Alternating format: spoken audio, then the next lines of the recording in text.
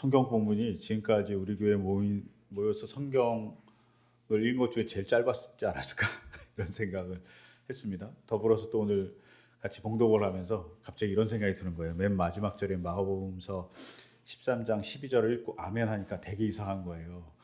여기 이렇게 자식이 부모를 거슬려서 부모를 죽일 것이다 이렇게 아멘 하니까 너무 이렇게 순간 섬뜩했어요. 아, 이게 참 그러네요. 성경 말씀인데. 근데 오늘 우리가 읽었던 본문은 잘 아시지만 10계명 중에 인간들을 위해서 주어진 첫 번째 계명이에요. 그래서 오늘 우리가 읽었던 에베소서 본문에 의하면 인간들을 위해서 첫 번째 계명인데, 근데 이 계명에 대한 부수적인 설명이 하나 달려 있어요. 뭐라고 설명이 달려 있냐면 약속이 딸려 있는 첫 번째 계명이다. 이렇게 딸려 있어요. 그리고 3절에 의하면 에베소서 6장 3절에 보면 내가 잘되고 땅에서 오래 살 것이다 라는 약속이 달려 있습니다. 이게 10계명에서 유일합니다. 그러면 내 부모를 공경하라는 말이 엄청 중요한 말이 됩니다. 그리고 그런 계명이 되죠.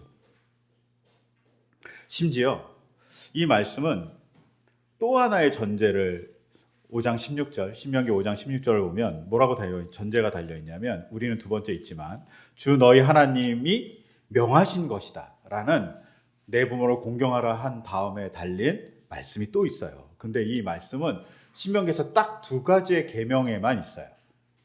지난주에 했던 안식일 그리고 오늘 하는 부모를 공경하라는 계명에만 주 너희 하나님이 명하신 것이라는 부제가 붙어 있어요.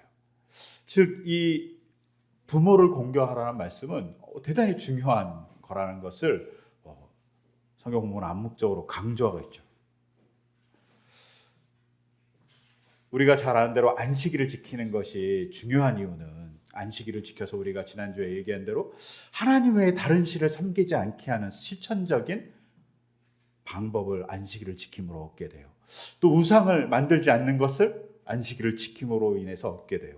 또한 어떻습니까? 하나님의 이름을 거룩하게 만들어주는 일, 혹은 하나님의 이름을 망령되게 일컬지 않는 일을 안식일을 지킴으로 인해서 인간들이 하게 됩니다. 그렇다면 똑같은 도식으로 보면 어떻게 됩니까? 부모를 공경하는 일이 나머지 10계명 뒤에 나오는 인간의 삶에서 중요한 기준이거나 중요한 근거거나 실천의 덕목이거나 기준이 된다는 것을 알 수 있어요. 그러니까 부모를 공경하는 게 대단히 중요합니다. 근데 이렇게 부모를 공경하라고 그러면 여러분은 어떨지 모르지만 저는 되게 부끄럽고 머리 둘 것도 없고 죄송하기도 합니다. 그리고 답답하기도 합니다. 어떻게 해야 되지? 잘 모르기 때문입니다. 근데 완전 반대로 분노하는 분들도 있을 겁니다. 부모가 돼서 분노하는 분들도 있고 아니면 자식된 입장에서 분노하는 분들도 있을 겁니다. 그러니 공경하라는 말이 무엇인지 되게 궁금해요. 오늘 하나님이 주신 너희의 부모를 공경하라는 이 말씀 속에는 세 가지의 정의가 필요합니다. 하나는 공경하라는 뜻이 무엇인지, 부모는 누구인지, 부모를 공경하는 자는 누구인지 정의가 필요해요. 먼저 공경하라는 단어가 무엇인지 볼 필요가 있어요. 그럼 히브리어로 공경하라는 단어를 딱 보면 깜짝 놀라게 됩니다. 왜냐? 히브리어로 공경한다는 이 단어는 무슨 뜻이냐? 무슨 단어냐? 히브리어로 카베드입니다. 이 카베드란 단어는 딱 두 대상에게만 쓰일 수 있어요. 부모를 공경하니까 부모에게 쓰이죠. 그럼 나머지 한 대상은 누구일까요? 이 카베드란 단어를 쓸 수 있는 나머지 한 대상은 하나님입니다. 그리고 나머지에는 쓰이지 않아요. 그러면 이것을 어떻게 생각해야 될까요? 하나님을 공경하듯이 부모를 공경하라는 의미가 됩니다. 공경한다는 게 뭡니까? 받들어서 존경한다는 뜻이잖아요. 존경한다는 게 뭐예요? 그러면 존경한다는 건 누군가의 행동을 따라서 내가 살겠다는 다짐을 갖고 있는 것이 존경한다는 뜻입니다. 즉 우리가 하나님을 닮고 하나님의 말씀대로 사는 다짐이 있으니까 존경한다는 말, 공경한다는 말이 합당합니다. 그러면 부모님을 존경하고 공경하는 말도 합당하겠죠. 부모님의 발자취를 따라서 살아야 되니까. 근데 여기에 의문점이 듭니다. 가끔은 그렇지 않은 부모도 존재하니까요. 제가 이제 요새 부모님들을 많이 만나는 입장에서 가끔 이런 생각을 해요. 저분은 왜 자식을 낳았을까? 저분이 부모가 아니었으면 좋겠다. 이런 생각을 할 때가 있어요. 심지어 매주마다 한 번씩 하는 것 같아요, 요새. 그런 부모를 존경할 수 없잖아요. 이거를 그러면 다 적용할 수도 없는 거예요. 부모의 삶을 따라가고 부모를 공경하고 존경하는 것을 따라갈 수 없어요. 제가 어렸을 때 친구들이 앙케이트를 막 조사해요. 혹은 친구들끼리 이야기하면서 존경한 인물이 누구냐 이렇게 물어볼 때가 있잖아요. 가끔 면접 볼 때. 그럼 면접 볼 때 존경한 사람이 누구냐 이렇게 물어보면 뭐 여러 사람이 나오죠. 뭐 이순신도 나오고 뭐 세종대왕도 나오고 뭐 나이팅게일도 나오고 뭐 아인슈타인도 나오고 막 나오잖아요. 근데 그 중에 부모님이 나오는 애들이 꼭 있었어요. 되게 부럽더라고요. 멋지다. 나도 그런 부모가 됐으면 좋겠다. 이런 생각을 해요. 근데 그렇지 않은 부모도 존재한다는 거죠. 그러면 이 부모를 공경한다, 이 공경한다는 의미가 존경한다라는 의미 말고 다른 게 있을까? 이렇게 생각해 봐야 되잖아요. 이 카베드란 단어는 여기서는 존경하다는 의미보다는 다른 의미로 사용됩니다. 이게 중요하죠. 이 카베드란 단어는 존경하기보다는 뭐라고 번역하는 게 좋냐면 부모를 소중히 여겨라. 부모를 소중히 여겨라.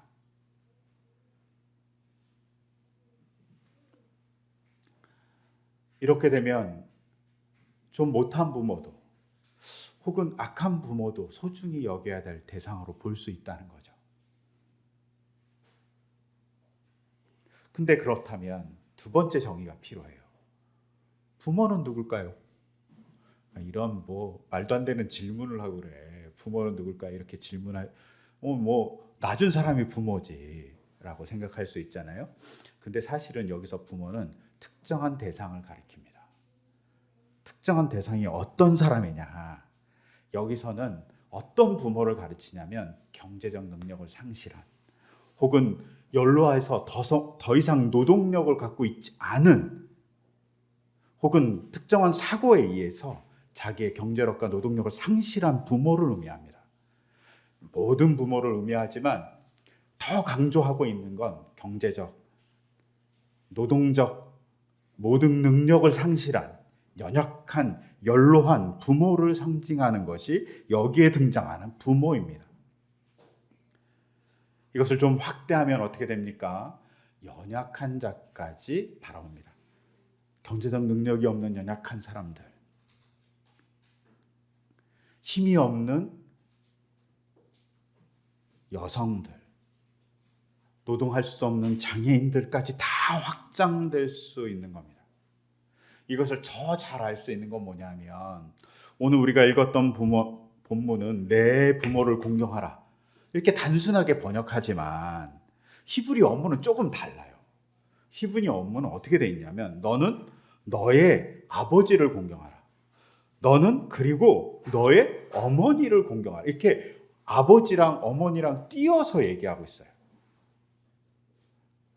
아버지와 어머니를 공경하라 이렇게 히브리어가 써 있지 않고 아버지를 공경하라 문장 자체를 두 개로 구분해요. 그리고 어머니를 공경하라 이렇게 두 개의 문장을 쓰고 있어요. 왜? 어머니를 강조하고 싶으니까요. 왜 그럴까요?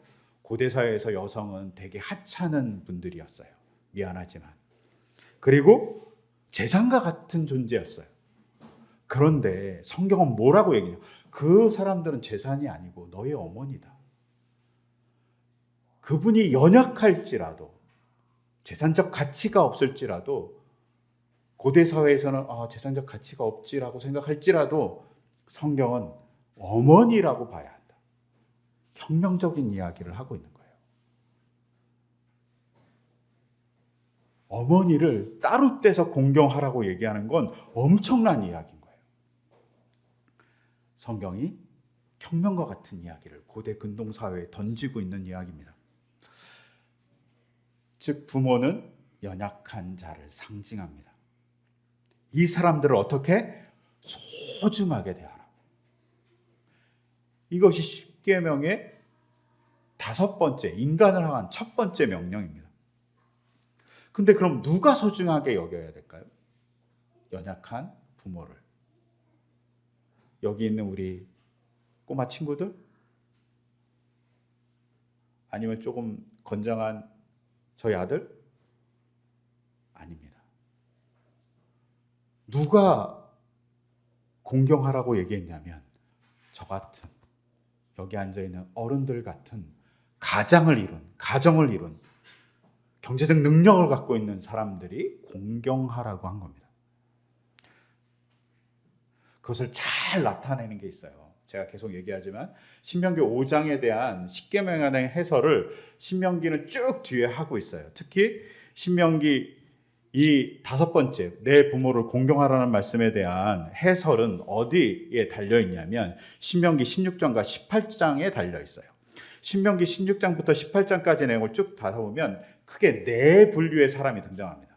하나는 재판을 하고 있는 사사, 또 한 사람은 백성을 다스리는 왕, 또 한 분류는 종교적인 권력을 갖고 있는 제사장과 레위, 그리고 4번째는 하나님의 말씀을 듣고 백성들에게 하나님의 말씀을 전하는 언론과 같은 역할을 하는 예언자. 이들이 어떻게 행동해야 되는지를 얘기하고 있어요. 완전 안 맞잖아요. 내 부모를 공경하라는 말씀과 이것의 부지적인 설명을 하고 있는 신명기 16장부터 18장의 내용이 완전히 틀린 것 같이 보이잖아요. 근데 맞다고 볼 수 있는 게 어디에 있습니까? 연약한 자를 소중히 여겨라. 재판하는 사사는 연약한 자를 소중히 여겨서 재판해야 됩니다. 공정하게. 돈의 논리에, 권력의 논리에 휘둘리면서 재판하면 안 된다는 얘기입니다. 왕은 어떻습니까? 자기가 갖고 있는 군사력과 행정력을 가지고 연약한 자를 소중하게 대해주라는 겁니다. 제사장들은 어떤가요? 돈이 많아서 재물을 많이 바치는 사람, 제사에 열심인 사람을 소중히 다루는 게 아니라 재물조차 바칠 수 없는 가난한 백성을 소중하게 다루라는 겁니다. 예언자는 어떨까요? 하나님의 말씀을 전하는 그 예언자는 언론이 되어서 하나님의 명령에 따라서 소중한 사람, 연약한 자들을 잘 돌봐주라는 얘기입니다. 즉 부모를 공경하라는 말씀 속에는 분명 부모를 공경하라는 의미가 있습니다. 그렇지만 더불어서 뭡니까? 쌍두마차까지 하나 더 가는 건 연약한 자를 소중히 여기라는 의미가 달려 있습니다. 연약한 자를 소중히 여기면 그 뒤에 나오는 계명들이 자동적으로 해결돼요. 그러니까 연약한 자를 소중히 여기는 것을 하니까 복이 있다고 얘기하는 거죠. 네가 땅에서 오래 살고 신명기는 뭐라고 더하냐면 복까지 받아라고 얘기하고 있는 겁니다. 근데 안타까운 현실은 어떻습니까? 교회가 그 연약한 자를 잘 돌보고 있느냐는 겁니다.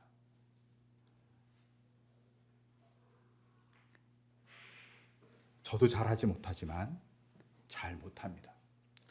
루터가 살던 507년 전의 세상에서 연약한 자들 잘 돌보지 않았습니다. 단편적인 예가 뭡니까? 면죄부를 팔았어요. 면죄부는 죄를 사해준다는 의미를 갖고 있잖아요. 벌을 사해준다는 의미가 있지만 사실은 벌을 사해주면 죄를 사해주는 거니까 자기 죄가 사해된다고 생각했어요, 사람들이. 그러면 돈만 있으면 언제든지 면죄부를 사서 자기 죄를 사하게 되잖아요. 부자만 좋은 거지. 가난한 자는 구원 못 받는 세상을 만들어버린 거예요. 그거에 분노한 사람이 루터인 거예요. 이게 말이 됩니까? 종교 권력의 횡포에 대해서 당당히 맞서는 겁니다. 연약한 자를 돌보기 위해서 하나님은 무엇을 사랑하는지를 얘기합니다. 그래서 루터가 95개 저 반박문에 뭐라고 얘기했냐면 가난한 자가 있다면 성전을 짓기 위해서 돈을 모으는 게 아니라 베드로 성전을 팔아갖고 가난한 자를 구해줘야 된다 라고까지 얘기합니다.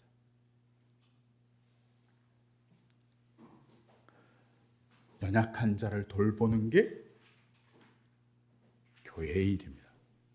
그리고 나머지 문제가 해결되는 거죠. 그러면 오늘 교통에 혼잡하고 늦은 분들도 계셨어요. 광화문에서 집회가 있어요. 지금 이 시간에. 그냥 안타까워요. 그리고 개인적으로는 되게 부끄러워요. 꼭 이래야만 되실까라는 생각이 듭니다. 우리가 더 관심 가져야 될 건 이 땅의 연약한 자에 대한 배려를, 연약한 자에 대한 구원을 어떻게 해야 될지에 대해서 더 관심 가져야 되는데 다른 거에 관심이 있는 것 같아요. 하나님의 관심과는 멀어지신 것 같은 느낌이에요. 그래서 너무 안타까워요. 근데 이런 안타까움에서 오늘 본문을 읽으면서 저한테 최근에 읽었던 책 한 권이 생각났습니다. 제가 올해 들어서 여러 가지 목표를 세웠는데 책을 읽는 목표를 또 하나 세웠어요. 다는 못했어요. 부끄럽게 많이 못 읽었는데 20대 때 읽었던 좀 고전이라고 불리는 좀 긴 책들을 다시 읽어보자. 20대 때는 막 이렇게 체력이 되니까 막 밤에도 막 읽고 막 그랬는데 지금은 체력이 안 되니까 못 읽거든요. 근데 한번 읽어보자 그래서 긴 책 두 가지를 올해는 읽었어요. 하나가 삼국지 10권이나 되더라고요. 야, 이거 읽는데 힘들었어요. 두 번째는 까라마조프의 형제들이라는 도스토옙스키의 소설입니다. 한 4권 정도 되더라고요. 제가 최근 들어서 까라마조프의 형제들을 읽으면서 막 제가 요동치고 놀라고 흥분하고 침울하고 막 근데 행복했습니다. 까라마조프의 형제들은 단순하게 얘기하면 이런 얘기예요. 오늘 읽었던 본문에 나온 얘기. 아들이 아버지를 죽인 사건에 대한 전말을 얘기하는 거예요. 놀랍죠? 아들이 아버지를 죽인 추리소설인 거예요. 그리고 심리소설이기도 합니다. 근데 아들이 아버지를 왜 죽였을까요? 아들이 아버지를 너무 미워했기 때문입니다. 근데 아들이 아버지를 왜 미워했을까요? 아버지가 정말 망나니 같은 사람이었기 때문이에요. 아버지인 표도르는 2번 결혼해요. 2번 결혼했는데 첫째 부인과 결혼할 때는 첫째 아들 드미트리를 낳고 자기 그 안사람이 가져온 재산만 관심 있어요. 전혀 자기 아내에 대해서 관심 없어요. 그러니까 끊임없이 모욕을 해요. 그러니까 이 아내가 집을 가출해서 나가서 살다가 다른 도시에서 그냥 죽어요. 두 번째 부인과 결혼해요. 두 번째 부인은 둘째 아들, 셋째 아들을 낳아요. 이반과 알료샤라는 아들을 낳았어요. 그런데 이 아내를 이렇게 집에 두고 이 표도르는 아빠가 창녀를 집에 데려와갖고 나쁜 짓을 하는 거예요. 그러니 아내가 얼마나 스트레스를 받았겠어요? 그래갖고 아내가 정신병으로 죽어버려요. 이런 아빠예요. 넷째, 스메르자코프라는 아들은 동네 사람들이 미친 여자라고. 심지어 그 미친 여자는 짐승 같은 여자라고 해서 어느 남자도 잘 사람이 없는 여자다 이렇게 얘기했는데 그 여자를 통해서 아들을 낳아요. 근데 장애를 가졌어요. 그리고 뇌전증이라는 간질병을 갖고 있었어요. 근데 아들이 난지도 몰라. 근데 아들이 낳는데 자기 아들임에도 불구하고 자기 하인에게 맡기고 애가 성인이 되면 아들로 대해 주는 게 아니라 자기 하인같이 부려요. 요리사로 부리고 자기 집안에서 막일을 하게 해요. 그리고 나머지 세 형제, 첫째부터 셋째까지는 어떻게 했냐? 태어나자마자 자기 하인한테 맡겨요. 왜? 자기 놀아야 되니까. 술 먹고 유흥가에서 놀고 이 사람이 고리대고 뭐라 했는데 돈놀이를 해야 되니까 아들을 그냥 방치해요. 말도 안 되는 일이 벌어진 거예요. 첫째 아들은 유랑하면서 군인이 되고 둘째 아들은 공부를 한 사람이 됐어요. 그리고 셋째 아들은 수도사가 됩니다. 근데 아버지가 이렇게 커서 돌아온 이 아들들에 대해서 또 잘 대해주냐 그런 것도 아니에요. 첫째 아들 드미트리가 사랑하는 그루센카라는 여자가 있었는데 이 여자가 너무 마음에 드는 거야. 그러니까 아빠가 어떻게 했을까요? 첫째 아들이 돈이 없으니까 첫째 아들이 사랑하는 그루센카라는 여자를 돈으로 유혹해요. 그래서 그 여자하고 결혼하려고 그래요. 첫째 아들의 여자를 빼앗는 거예요. 첫째 아들이 이거 막 화가 났겠죠. 아버지를 죽이고 싶다고 막 얘기해요. 둘째 아들은 약간 똑똑하니까 무슨 생각을 하냐면 젊은 여자랑 그 첫째 아들의 연인이었던 그 여자랑 아빠가 결혼하게 되면 유산을 누구한테 주냐면 그 젊은 아내한테 줘야 되는 거예요. 그러면 자기가 받아야 할 막대한 유산을 잃어버리는 거예요. 그러니까 아버지를 미워해요. 아, 이렇게까지 챙겨주지 않나? 그러면서 속으로 이렇게 생각해요. 누군가 아버지를 죽여줬으면 좋겠다. 근데 이런 사이에서 셋째 아들은 수도사잖아요. 하나님을 믿고 천사 같은 사람이에요. 그러니까 어떻게든 형들과 아버지의 관계를 좀 좋게 해주려고 자기가 머무는 수도원으로 아버지와 형들을 초청해요. 그리고 그 초청한 자리에서 조금 수도사의 가장 어른인 조시마 장로를 통해서 좀 화해를 일으키려고 하는데 아버지가 그 자리에서 수도원의 사람들은 옆에 마을에 과부들을 불러놓고 자기의 수도원에서는 거룩하게 살지만 마을에 내려가고 나쁜 짓을 한다 이렇게 모욕을 해요. 그리고 수도원장을 향해서도 모욕을 해요. 그리고 그렇게 존경받는 조시마 장로에 대해서도 되게 막 이상한 얘기를 하는 거예요. 엄청난 모욕이 벌어져요. 그걸 보면서 너무나도 천사 같았던 이 알로사란 셋째 아들도 아버지가 없었으면 좋겠다 이런 생각을 실망과 실망을 겨듭해갖고 하게 돼요. 넷째 아들인 스메르 자코프, 이 넷째 아들인 스메르 자코프는 끊임없이 무시받았잖아요. 종같이 대우를 받아요. 그러니까 그 원한이 켜커이 쌓여서 아버지를 죽이고 싶어하고 정말 죽인 사람은 스메르 자코프예요. 그래서 이 소설에 이런 말이 있어요. 제가 이 목을 보고 이 말이 참 맞다 생각했어요. 사랑은 무에서 창조되지 않는다. 사랑은 사람이 아니라 사랑은 무에서 창조되지 않는다. 무에서 창조할 수 있는 것은 오로지 신만 할 수 있다. 사랑을 받지 못한 사람은 사랑이 없는 거예요. 아버지에게 소중하게 대함을 받지 못한 아들 4명은 사랑이 없는 사람으로 자라납니다. 그런데 셋째 같은 경우는 조시마 장로라는 분에게 사랑을 받아요. 사랑할 줄 아는 사람이 된 거죠. 근데 나머지는 사랑할 수 있는 사람이 못 돼요. 그래서 무슨 일이 벌어집니까? 오늘 읽었던 본문에 나온 대로 마가복음 13장 12절에 나온 대로 형제가 형제를 죽음에 넘겨주고 아버지가 자식 또한 그렇게 하고 자식이 부모를 거슬려 일어나서 부모를 죽일 것이다. 종말에 일어날 것 같은 이 사건이 까라마조프 형제들의 집안에 일어납니다. 왜요? 사랑이 없기 때문입니다. 소중한 존재를 소중하게 대하지 않았던 사람들이 존재하니까 살해가 벌어집니다. 아버지가 망나니임에도 불구하고 부모라는 생각으로 소중히 대해야 되지만 소중히 대하지 않으니까 무슨 일이 벌어져요? 살해가 이루어집니다. 소중히 대할 존재를 소중히 대하는 것이 중요합니다. 근데 이 소설에서 이런 원한 때문에 아버지가 죽었다라고 얘기하고 싶어 하지 않아요. 더 중요한 얘기를 하고 싶어 해요. 더 중요한 얘기. 이 소설에서 진짜 아버지를 진짜 죽인 원인에 대해서 딱 한 가지를 언급해요. 그게 뭐냐? 신이 없다고 생각하는 겁니다.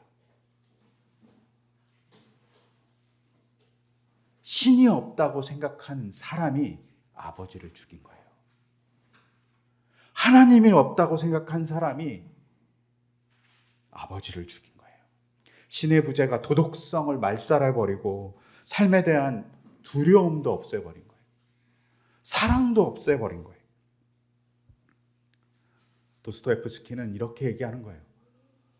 신을 믿지 않으면 인간이 종말에 이른다고.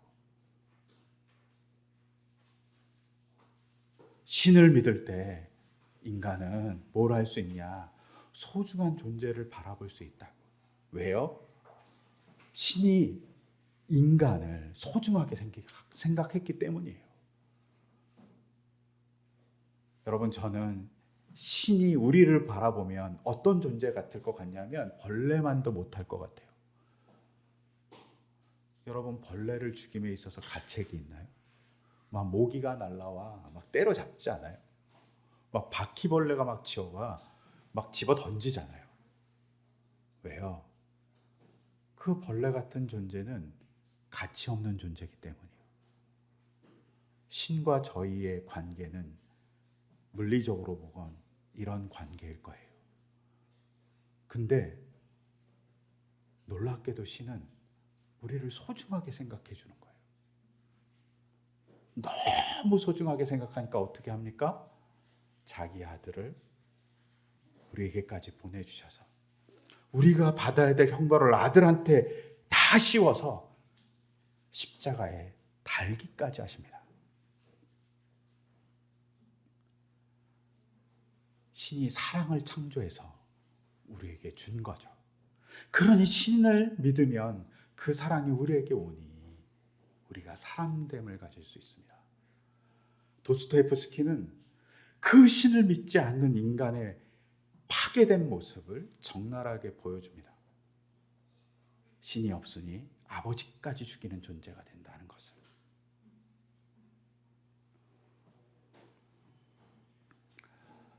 근데 여기서 중요한 것.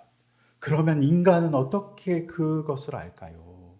신의 사랑을 알면 인간은 어떻게 자신에 대해서 생각하게 될까요? 도스토옙스키는 중요한 얘기를 해요. 인간이 그 사실을 알았을 때 자기를 어떻게 정의하는지를. 자기를 어떻게 정의하냐면 자기는 누군가에게 끊임없이 죄를 짓는 존재라고 정의하게 된다고 얘기합니다. 인간이 절대적으로 의롭지 않고 인간이 절대적으로 옳지 않고 하나님을 믿는 사람은 자기를 어떻게 정의하게 되냐면 하나님의 사랑 때문에, 하나님의 용서 때문에 자기를 어떻게 정의하냐? 나는 죄인입니다라고 정의한다. 조시마 장로가 원래부터 신앙인이 아니었어요.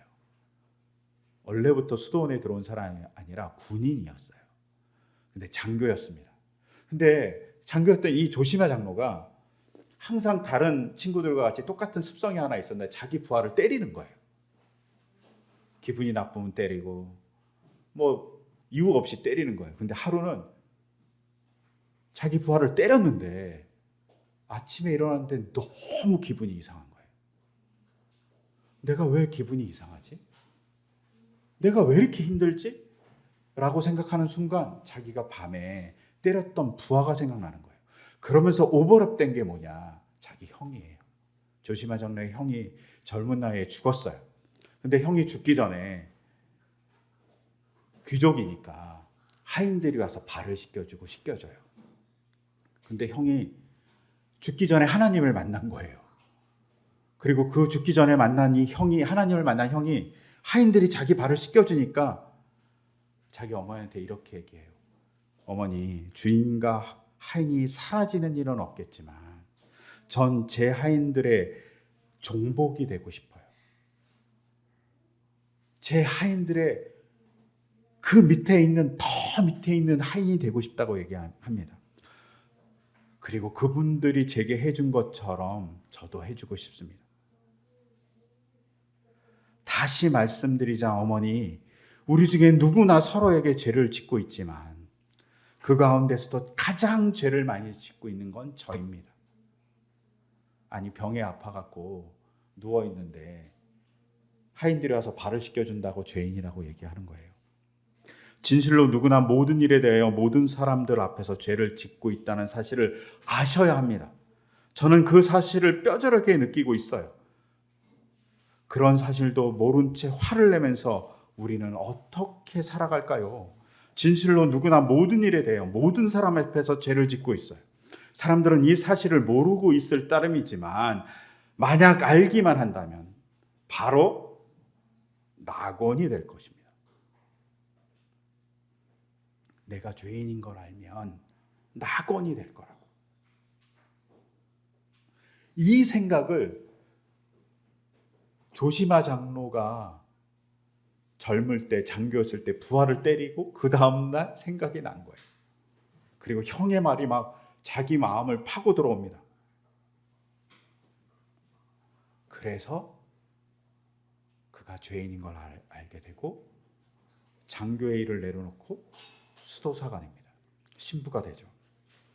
그리고 조시마 장로가 죽을 때, 나이가 들어서 돌아가실 때 마지막으로 수도원에 있는 신학생들이겠죠, 아니면 수도사들에게 이렇게 얘기합니다.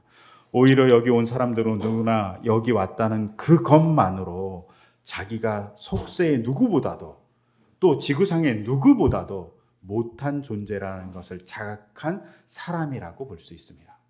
수도원에 온 사람들이 거룩한 존재로 하나님께 헌신한다는 마음으로 온 게 아니라 자기가 정말 죄인이구나 느낀 사람들이, 자각한 사람이 온다고 얘기합니다. 이게 객관적으로 뭐 누가 나쁘다 뭐 그런 거 아니에요. 자기가 자각한 사람이 하나님 앞에 온다는 거죠. 그런 사람이 어떻게 되냐? 낙원을 만든다고. 도스토옙스키가 얘기하고 싶은 거예요. 자기가 죄인인 걸 아는 사람들이 낙원을 만든다고. 그런데 자기가 그렇게 부족하니까, 우리가 죄인인 걸 알잖아요. 근데 거기에 멈추는 것이 아니라 하나님이 그런 우리를 사랑한다고요. 10만이 사랑을 창조해서 우리에게 줘요. 그러면 그 사랑을 가진 우리가 어떻게 됩니까? 그 사랑을 가지고 연약한 존재를 소중하게 여길 때 우리가 진짜 하나님의 사람이 된다고 십계명의 5번째 계명, 부모를 공경하라는 말씀이 하고 있는 겁니다. 이건 그냥 단순히 부모만을 공경하라 이런 얘기가 아니라 연약한 자를 소중하게 생각하라는 하나님의 간절한 외침이십니다. 그리고 이 외침을 우리 교회가 해야 되고, 우리가 그렇게 실천할 때 하나님의 나라를 만들어갈 수 있을 거라고 저는 믿습니다. 그럼 우리가 되기를 소망합니다. 저희 교인들이 지난주에 결정했습니다. 저희에게 들어왔던 귀한 헌금 중 일부를 또 어려운 사역을 하고 있는 따뜻한 밥상에 도와주자고. 저는 우리 성도님들이 자랑스러워요. 우리가 모여서 뭐 우리 걸 만들고 우리를 좀 더 풍성하게 할 수 있지만, 장수도 갖지 못한 우리가 우리 거를 나눠줌으로 밥조차 먹지 못하는 연약한 자들을 도와줍니다. 이럴 때 그 공간에 하나님 나라, 낙원이 만들어질 겁니다. 그럼 우리가 될 수 있도록, 이것을 실천함으로 교회가 교회됨을 가질 수 있도록 우리가 같이 실천했으면 합니다. 그리고 우리 안에 연약한 자들을 잘 돌보는 우리가 되기를 소망합니다. 이 소망을 담아서 제가 기도하겠습니다. 하나님, 우리는 참으로 악한 존재고 별 볼 일 없는 존재입니다. 그런데 그런 우리를, 벌레맛도 못한 우리를 주님은 소중하게 여기셔서 십자가까지 져주시고 사랑한다고 얘기해 주십니다. 그 사랑함으로 우리 또한 그 사랑을 담고 우리 삶에 있는 연약한 자들을 사랑하기를 소망합니다. 그렇게 됐을 때 우리의 삶의 자리가 낙원이 될 겁니다. 주님, 죄인인지 알지만 죄인인 우리를 사랑해 주신 주님의 사랑의 감격함으로 우리가 사랑을 흘려보낼 수 있는 주님의 축복의 통로가 되게 하여 주시옵소서. 이 모든 것 주 예수 그리스도의 이름으로 기도드립니다. 아멘.